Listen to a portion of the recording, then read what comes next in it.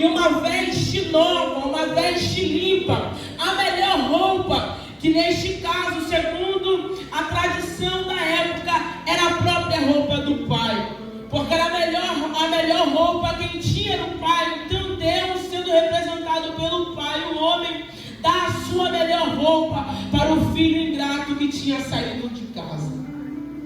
É interessante porque Jesus está contando essa parábola, e contando essa parábola ele diz assim, que o homem tinha 2 filhos, e sendo o mais moço deles, pediu ao pai que lhe desse parte da herança. Herança é algo que ganhamos quando há a morte do patriarca da casa, ou de um parente querido. Então é necessário vir a morte para que a herança seja obtida. O filho, ao pedir ao pai parte da herança, ele deveria de receber do pai naquele momento uma expulsão. Expulsão porque pedir ao pai a herança antes do tempo era uma grande afronta, era uma grande desonra. Então ele, nesse momento, quando pede ao pai a metade daquilo que era dele, ele está desonrando o pai. Ele está dizendo para o pai, vivo ou morto, não me importa. O que eu quero é parte da herança. O que eu quero é aquilo que é meu. O que eu quero é aquilo que eu desejo para poder ir embora da casa. A realidade é que o filho não quer mais viver debaixo da autoridade do pai. A realidade é que o filho deseja, e deseja muito não estar mais ali. E não desejando mais estar ali, ele quer pegar tudo que ele tem e sair daquele ambiente que lhe faz estar debaixo da autoridade do pai. Entenda que a casa é lugar a qual nós passamos a maioria da parte com a nossa família. E como toda família, cada um tem o seu modo de agir. Cada um tem o seu jeito, cada um tem a sua mania, cada um tem o seu hábito. Casa revela intimidade, e cada um no seu particular tem um modo de se vestir, tem um modo de falar, tem um jeito de se comportar. Eu fui criada com uma casa que tinha 13 pessoas, e entenda, por mais que a casa tinha 3 andares e 4 quartos, irmão, era insuportável a convivência com 13 pessoas. Tinha hora que eu colocava coisa na geladeira e já não estava mais lá, porque alguém tinha tomado aquilo que era meu. Então, irmão, viver na casa é estar debaixo da doutrina que o dono da casa lhe impõe. E quando a minha mãe via que o pau estava comendo dentro da casa, ela reunia a família e dizia: a casa é minha, e o incomodado que se coloque para fora da casa. Então perceba que a casa tem ordem, a casa tem doutrina, a casa tem dono, a casa é de alguém. E por mais que a casa fosse dividida por 13 pessoas, o dono da casa ainda tinha autoridade daqueles que moravam dentro da casa. Então entenda, o filho se sente no direito de ir embora da casa, e não ir embora da casa sozinho, ou melhor, sem nada. Ele quer ir embora da casa com aquilo que ele julga ser dele, com aquilo que ele julga ser de posse dele. O pai não discute com o filho, o pai não se opõe à decisão do filho. É a primeira vez que eu vejo aqui, dentro de um texto sagrado, Deus não se manifestando acerca da vontade do homem. Deus, muitas das vezes, ele vai permitir que as nossas vontades sejam realizadas. Eu vou repetir isso aqui para alguém que está dentro dessa casa, porque eu acredito que, de fato, eu vim pregar para uma pessoa nessa noite. Deus, muitas das vezes, pastor Décio, vai permitir que a nossa vontade seja feita, e ele não vai se opor contra as nossas decisões, mesmo sabendo que a decisão que estamos tomando não é a melhor decisão. Ele permite que a gente vá para descobrir o valor dele dentro da casa, do que ficarmos dentro da casa sem saber o valor dele. Deus não quer alguém que desvaloriza ele. Ou ficamos para valorizar, ou saímos para aprender o valor que é viver sem o Pai.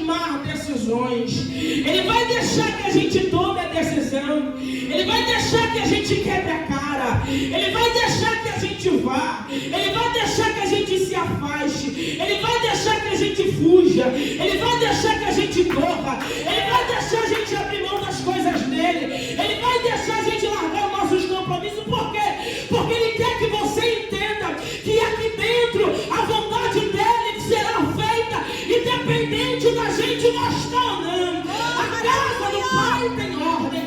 A casa do Pai tem doutrina. A casa do Pai tem costume. A casa do Pai tem uma liderança. Aleluia!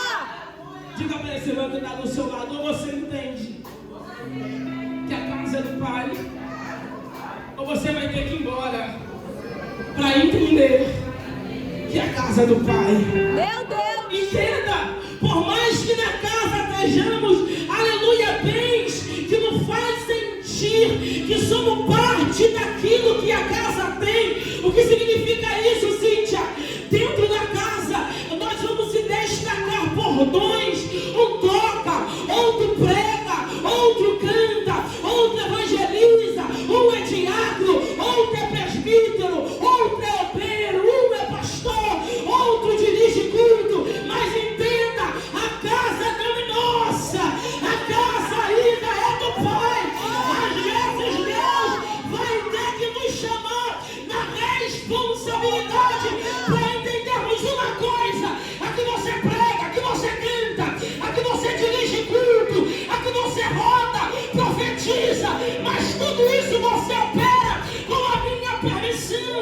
Eu ainda sou o dono da casa, essa casa ainda é minha.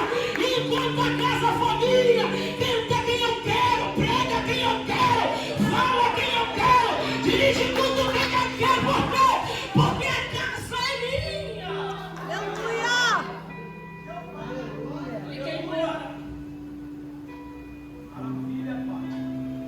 O Pai divide então a casa. O Pai reparte então os bens. E repartindo os bens, ele vai antecipar algo que é antes do tempo. E é literal, ele vai antecipar algo que não é para vir naquele momento. Mas ele vai entregar algo antes do tempo. Para alguém aprender que pensa antes do tempo se torna maldição. Eu vou repetir isso aqui para alguém. Ele vai antecipar aquilo que está vindo antes do tempo, para alguém aprender a dar valor ao Pai enquanto o Pai está vivo. Ele reparte, e o que me chama a atenção é que repartindo o filho que antes queria tudo não vai embora. Então peraí, ele fica na casa, Tiffany, com a aliança quebrada e com a herança no bolso. Ele fica na casa com a aliança quebrada e com a herança no bolso. Eu vou repetir isso aqui. Ele não tem mais comunhão com o Pai. A comunhão com o Pai ele quebra quando ele pede metade da sua herança. Ele desonra o Pai dizendo para o Pai: eu quero herança. E o que ele está dizendo é: vivo ou morto não me importa. O que eu quero é minha herança. Ele quebra a aliança com o Pai, mas permanece dentro da casa do Pai. O que me parece muito estranho, eu estar debaixo da casa da minha mãe, mas não falar com a minha mãe. Eu comer da comida da minha mãe e me achar no direito de não falar com a minha mãe. Me parece muito estranho, e não se espasme não, porque há quem consiga estar dentro do relacionamento e não falar com Deus do relacionamento. Não se espante não, porque há quem consiga viver dentro de uma casa, come da comida dele, bebe da comida dele, senta na cadeira dele e não fala com ele. Eu vou simplificar para você não abrir a boca para dar glória a Deus. Há quem consiga ficar dentro da casa sem falar com o dono da casa. Eu não me relaciono mais com o dono da casa. Eu não tenho mais relacionamento com o dono da casa. E por que eu estou dentro da casa? Porque alguns benefícios que a casa me traz me faz ficar dentro dela, mesmo sem ter relacionamento com o dono da casa. Você vai entender isso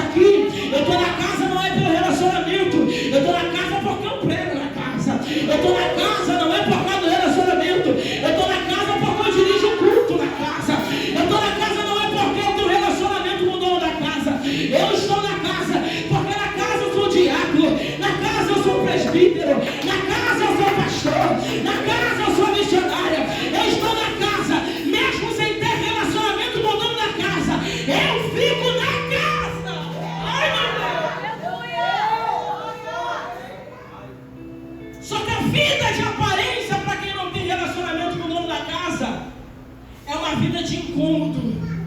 Chega uma hora que a gente não consegue mais ficar ali dentro da casa, porque a gente começa a se incomodar com tudo o que acontece dentro da casa. Tudo que acontece dentro da casa parece que é indireta, mas não é. A gente já não sente mais a presença do dono da casa. O dono da casa passa, alguém dá glória e você não dá. O dono da casa fala, alguém sente, alguém ouve, você não ouve nem sente. Isso te incomoda, por quê? Porque você está frio, você está morto, a tua aliança foi quebrada com o dono da casa. Mas hoje, nessa noite, ele vai te sacudir, ele vai te avivar e você vai acordar para a vida. Diga para alguém que está do seu lado, aliança quebrada na casa é a mesma coisa que está fora da casa. Os meses, os compromissos da casa, o compromisso da casa, Juliana, nos faz permanecer na casa. Mas qual é o real motivo para estar dentro da casa, pastor Décio? O amor que a gente sente pelo dono da casa. Se a gente não está aqui porque ama ele, então tudo que a gente faz aqui não importa. Se a gente não está aqui por causa da aliança que a gente tem com ele, então tudo que a gente faz aqui não importa. Se você vem porque se você não vir, alguém vai falar que você não vem, então não importa o teu vir. Se você vem porque se você não vir, alguém vai notar a tua ausência, então isso não importa. Você tem que vir porque você entende que você tem um relacionamento com o dono da casa. Independente de quem gosta de você, você tem relacionamento com o dono da casa. Independente de quem te aceite ou não, você tem relacionamento com o dono da casa. Vem pra ficar meu cara, aleluia, de maracujá. É melhor pode ficar em casa. Entenda, o culto é para ele, é dele, é por ele. Quando você entender que a tua vida aqui é por causa dele, é para ele, não importa o que aconteça aqui, você vai conseguir adorar o dono da casa. Mas fala comigo, Cíntia, eu vou relatar alianças que estão perdidas dentro da casa. Aliança quebrada, herança no bolso. Aliança quebrada, e aqui, ó, benefício no bolso. Tem alguém que está gostando do privilégio da casa, mas não tem aliança com Deus da casa.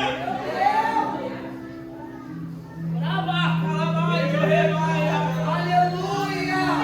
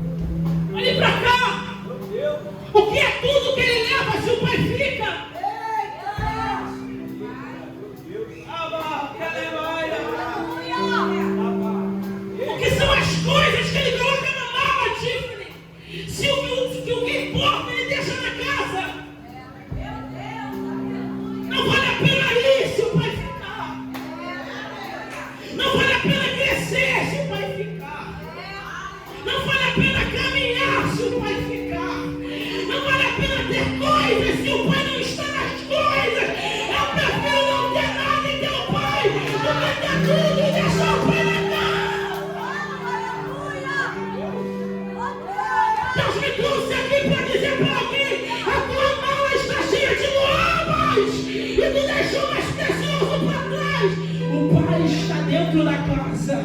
E nessa viagem que tu está indo, meu filho, tu não colocou ele dentro da mala. Deixa eu dizer uma coisa: viagem sem a presença de Jesus é viagem perdida. É Maria dizendo: eu vou para Jerusalém festejar, eu vou com ele, na volta, eu vou me seguir em Maria. Tu vai ter dois trabalhos, tu vai para festejar, mas tu volta para buscar a presença que tu deixou no meio da tua caminhada. Esse irmão que está do seu lado e diga para ele: não anda sem Jesus, um caminho sem Jesus, não faça planos sem Jesus, não costuma nada sem Jesus. Eu vim pregar para uma igreja que tem aliança, aleluia, com Ele. O bolso pode estar sem a herança, mas a aliança ainda está intacta. A aliança ainda está intacta. Ele vai, e indo, diz o texto sagrado, que ele partiu para bem longe. O texto diz que ele pega tudo que ele tem e ele partiu para bem longe.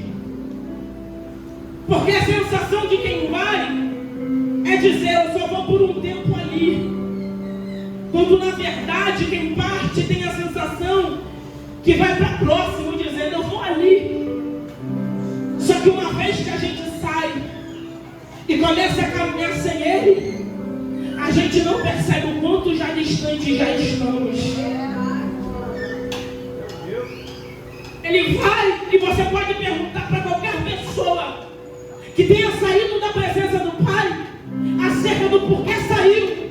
Ele vai te dar muitos motivos e dizer: uma hora eu volto, é só por um tempo, eu só vou ali, eu quero só descansar um pouquinho, eu quero só relaxar um pouquinho, eu quero só curtir um pouquinho, eu só quero descobrir alguns sentimentos que estão confundindo a minha mente, eu só quero saber o que é viver um pouco sem, eu quero só sair um pouco desse ambiente e me descobrir um pouco fora dele. Eu quero ter certeza. Só que Deus me trouxe aqui para dizer para alguém que está pensando que o ali é logo ali, o ali sem Deus é longe, e a vontade do diabo é fazer com que o ali se torne uma terra longínqua.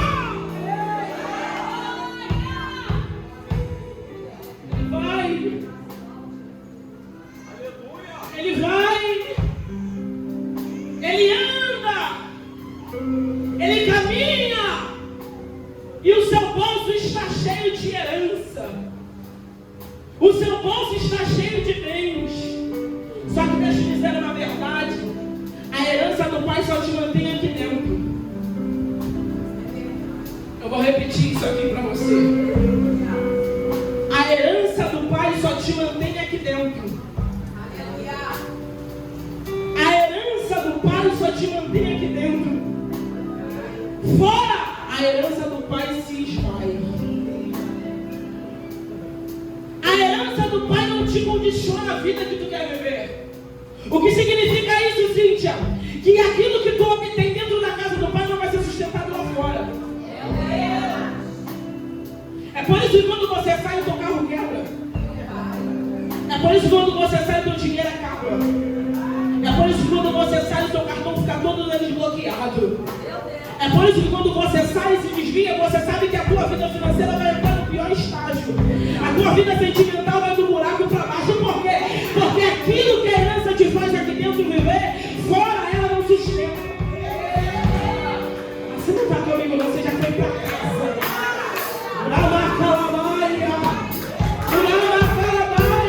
Eu sinto a presença de Deus aqui falando para alguém: para enquanto você tem moedas no bolso, para enquanto dá para ficar externo do teu carro.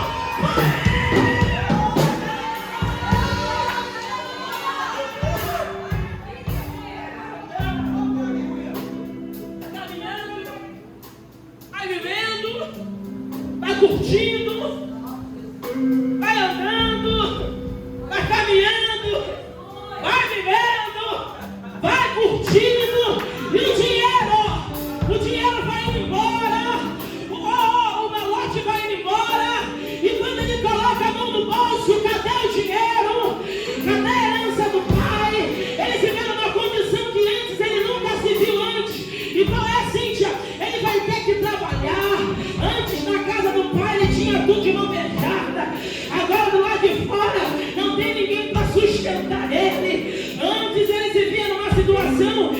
quando ele queria era só chamar os servos. Agora ele vai ter que colocar a mão em porco para ganhar dinheiro. E Deus está dizendo para alguém aqui dentro: você não precisa de nada disso. O diabo está te fazendo se relacionar com porco. O diabo está te fazendo se relacionar. As terras longínquas que tu está andando está te fazendo se relacionar. Tem experiências que antes você nunca precisou ter. Sabe o que eu fui aprender aqui com o filho pródigo?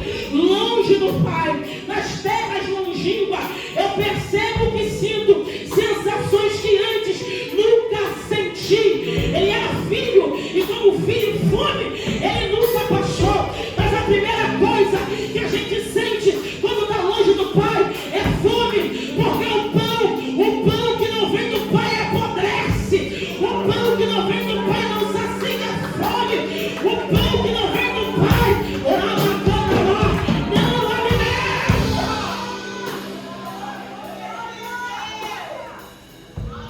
Sensações que a distância faz sentir. Coisas sobrenaturais que não fomos programados para sentir, passamos a sentir. Porque o pecado nos faz sentir sensações que, mediante o que Deus planejou para a gente, não era nem para passar por perto. O texto sagrado vai dizer que ele vai perder tudo. E perdendo tudo que ele tem, Juliana, ele não volta. Ele perde tudo e ele não volta. Qual é a primeira atitude dele quando perde tudo? Tentar sustentar a condição que está. Qual é a primeira atitude que ele toma quando perde tudo? Tentar sustentar a condição que ele está. Diga para alguém que está do seu lado e diga: para de tentar. Já está feio. Já está na cara. Ele já perdeu tudo. Você quer sustentar mais o quê? Você quer disfarçar mais o quê? Você quer fingir para quê? Está na cara. Você não anda mais como antes. Não se veste mais como antes. Não fala mais como antes. Você entrou na terra longínqua cheia de pose. Agora olha como você está. Alamaide, remaia. A tua barba já está grande. O teu cabelo já está emaranhado. A tua roupa já está rasgada. O teu sapato já está furado. O que eu estou falando para alguém aqui é que o pecado nos condiciona a condição imunda. E a gente não percebe que a roupa já está rasgada, que o cheiro já não é mais agradável. A gente não percebe e vai tentando sustentar uma vida de aparência, uma vida imunda, uma vida suja, uma vida sem propósito. Só que a Bíblia Sagrada vai dizer que quem olha para ele e quem ele está se relacionando, olhando para ele, diz: você quer trabalho? O único trabalho que aqui tem é junto aos porcos. E não pense que o trabalho junto aos porcos foi coincidência, irmão. Ele entra na cidade rico e ele está na cidade pobre, porque Deus vai permitir que uma grande fome entre dentro da cidade. E todos vão passar a crise que a cidade está vivenciando. E passando a crise que a cidade está vivenciando, eles tiveram a obrigação de ter que trabalhar. E o único trabalho que vão dar para ele é junto com os porcos. Olhe para cá, irmão. A Bíblia Sagrada está tratando de uma parábola acerca de pessoas judeias. Então, como bom judeu e dentro do contexto bíblico, é fácil de reconhecer que ele não era daquela nacionalidade. E sabendo que ele não era daquela nacionalidade, reconheciam que o judeu não se relacionava com o porco. Meu Deus. O que estão falando para ele é o seguinte: se você quiser trabalhar, a única coisa que tem para você fazer aqui é trabalhando com os porcos. E como bom judeu, e como bom conhecedor de judeu, irmão, a terra sabia que ele não ia nem chegar perto, porque chegando perto ele ia estar 3 dedinhos para sustentar a vida que a gente está vivendo, a gente não está nem mais preocupado com quantas leis a gente vai quebrar. A gente só quer sustentar. Eu vim pregar para uma pessoa aqui. É Deus dizendo para alguém aqui: para de tentar sustentar. Para de tentar manter. Ele está quebrando os princípios para tentar se sustentar em uma terra que não é dele. O lugar dele já não é ali. E nunca foi. E se relacionando com os porcos. A Bíblia Sagrada vai dizer que ele vê os porcos comendo.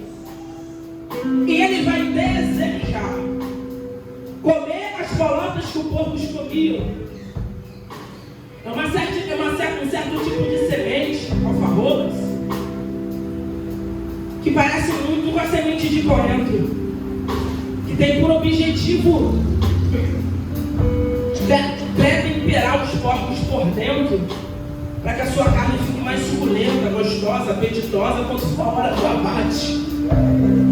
Então perceba, tem coisa que agora está parecendo que é para o nosso bem, mas é só para nos preparar para a nossa morte.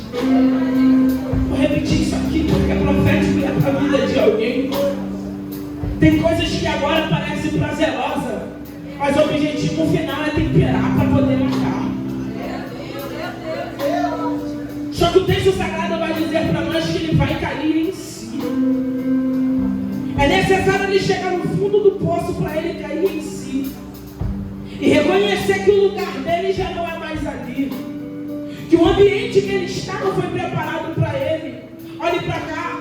Qual ser humano em condição de humano vai olhar para a comida do animal e desejar comer uma comida que humanamente não foi preparada para ele?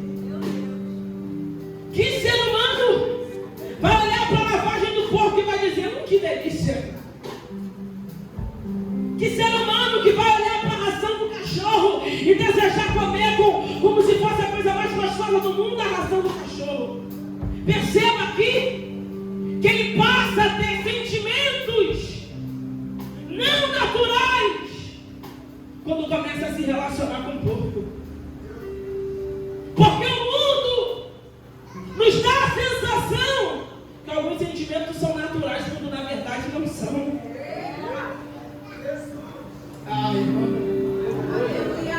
As terras longínquas nos faz ter sentimento, criar sentimento, despertar sentimentos que na verdade não são naturais, nunca foram naturais, não foram preparados para a nossa carne, esse tipo de sentimento. Mas a terra longínqua nos faz perceber e despertar sentimentos que na verdade não éramos para ter. Está dizendo para alguém aqui: não é natural.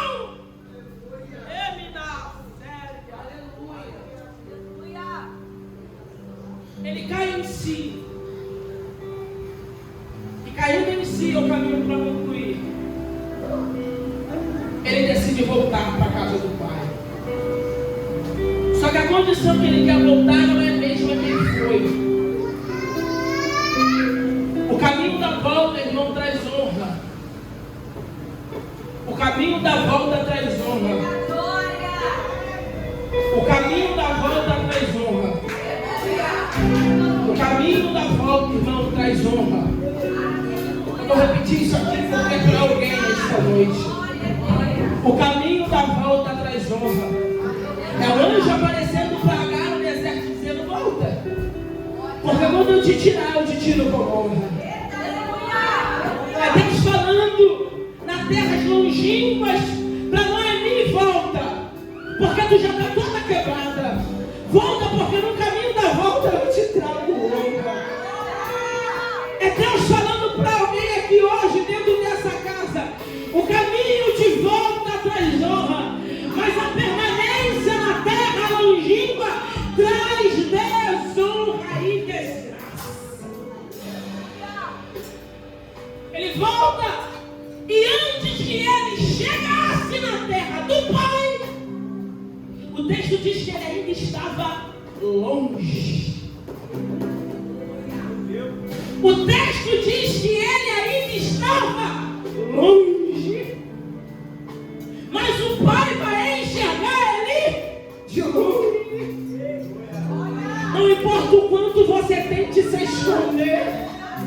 Não importa o quanto você tente fugir, não importa o quanto você vá para longe, aonde você for, os olhos de Deus te alcançam.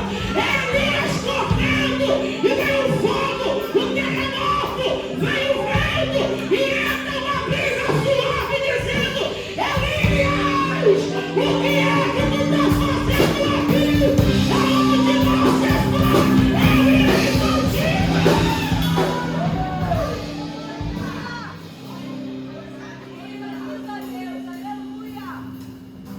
O pai vai enxergar ele de longe. E é a primeira vez que eu vejo na Bíblia Deus correndo para fazer alguma coisa. A Bíblia Sagrada diz que ele vem pelo caminho discursando, dizendo: e levantar-me-ei, irei até meu pai e direi: Pai, eu pequei contra o céu, pequei contra ti, já não sou mais digno de ser chamado teu filho. Faze-me como um dos servos da tua casa. E levantar-me-ei, e irei ter com meu pai, e direi para ele: Pai, eu pequei contra o céu, e também pequei contra ti. Faze-me como um servo da tua casa. Perceba que todo pecado atinge a Deus, mas também atinge alguém. Perceba que ele diz: Pai, eu pequei contra os céus, mas também pequei contra ti. Perceba que as minhas más escolhas também interferem na vida de alguém. Perceba que as minhas más decisões também interferem na vida de alguém. Tem uma casa padecendo, tem um relacionamento padecendo, tem alguém sofrendo porque você está com o coração duro e você não quer orar, e você não quer voltar e dizer para o pai: Pai, eu pequei, mas não foi somente contra ti, eu também feri alguém.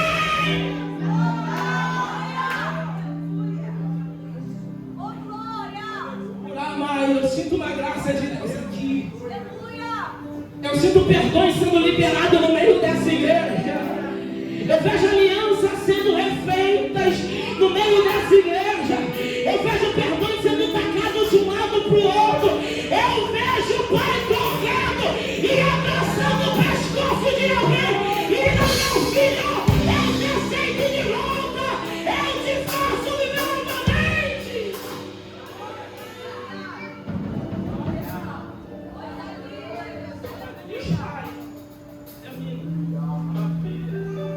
Eu pequei, mas ele muda um dos servos. E o pai morre. O pai no texto é velho, mas o pai morre. O pai no texto é um ancião, mas o pai morre.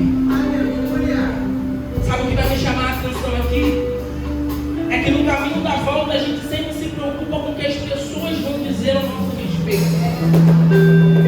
Enquanto na verdade nunca se tratou sobre o que as pessoas vão falar, mas sim sobre o amor do Pai.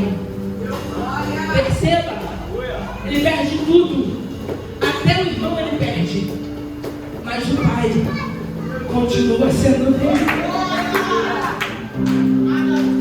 É Deus dizendo para alguém aqui: filho, se tu quiser, eu ainda posso ser seu. E você ainda pode ser meu. O teu pecado, a tua distância, o teu erro, as tuas más escolhas não afetaram o amor que eu tenho por você. Eu ainda sou teu pai e tu ainda é meu filho. Deixa eu dizer uma verdade: o filho pode esquiaçar, pode fazer malcriação, ele pode xingar, ele pode fazer coisas horríveis.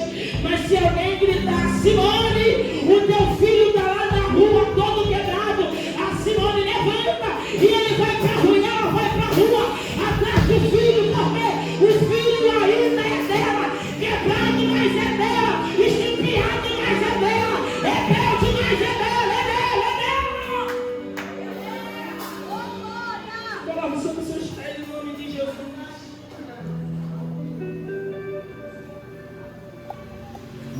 O que ele merecia, Cíntia. Dentro da cultura, ele não podia nem voltar para casa. O que ele fez foi uma transgressão muito grave. Ele desonra o pai. Ele deveria, na verdade, ser expulso da casa sem nada. Mas o pai permite que ele vá. E vai ainda com alguma coisa. Porque há momentos que Deus permite que a gente vá e a gente ainda leve alguma coisa. E na volta, o que ele deveria de fazer para poder ser perdoado é pagar. Ele tinha que pagar um alto preço, na mesma medida da afronta, para recompensar os danos que ele causou para o pai. Isso é muito interessante porque me faz lembrar de uma história. E todos pecaram. E porque todos pecaram, todos foram destituídos da glória e da graça de Deus, ou da presença de Deus. E não houvesse em nós tributos que poderia pagar pela afronta pelos nossos pecados. Então Jesus, ele se coloca como mediador entre Deus e os homens, morrendo em morte de cruz para pagar pelo preço e o pecado que nós não teríamos condição nem em 30 vidas de pagar a ele.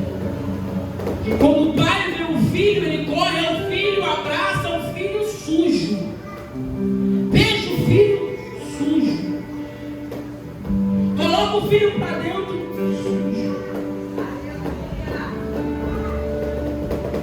e diz para os servos: faz para ele, mata um bezerro para ele, faça uma festa para ele, porque aquele que estava morto se encontrou vivo, o que estava perdido foi encontrado, colocando veste nova, anel no seu dedo que representa a autoridade, e sandálias nos seus pés, para que ele não se tornasse ser mais um escravo, mas agora um filho. O que Deus tem para você aqui nessa noite não é o que você merece. Aleluia. O que Deus tem para você é muito mais do que você merece. Nós merecemos a cruz, e Ele nos deu perdão e vida eterna. Nós merecemos condenação, e Ele nos deu oportunidade de vida e de morar com Ele. E qual é a diferença, Cíntia, aqui de quem fica e de quem vai? Nenhuma. Porque quem fica não sabe valorizar o pai que tem, e quem foi não soube dar valor ao pai que tinha. Porque quem fica não sabe dar valor ao pai que tem, e quem foi não deu valor ao pai que tinha. Você lembra que Jesus fala assim: naquele grande dia muitos me dirão: Senhor, Senhor, em teu nome eu preguei, eu profetizei, e Ele dirá: apartai de mim, porque eu não te conheço. Não é a mesma coisa que o pai do filho pródigo diz para ele, ou melhor, para o irmão: meu filho, tudo que é meu é teu, mas pai, eu fiz por você muitas coisas eu fiz por você, para você. Ele está lembrando o pai dos feitos dele. Então o filho, o irmão do filho pródigo é semelhante ao que Jesus diz. E naquele grande dia muitos me dirão: pai, em teu nome preguei, profetizei, evangelizei, curei, libertei. Então quem fica não dá valor ao pai que tem, quem foi não deu valor ao pai que tinha. Aleluia. Os dois mereciam ser expulsos. É Deus dizendo para alguém que aqui na fila do pão ninguém merece nada, mas a graça, a graça, o favor não merecido, Ele te alcançou e te deu a oportunidade de estar aqui dentro dessa casa para glorificar Ele, para exaltar Ele e para ser grato a Ele. por tudo que Ele fez por você. Aleluia! Maravilhoso Deus. Você pode glorificar a Deus.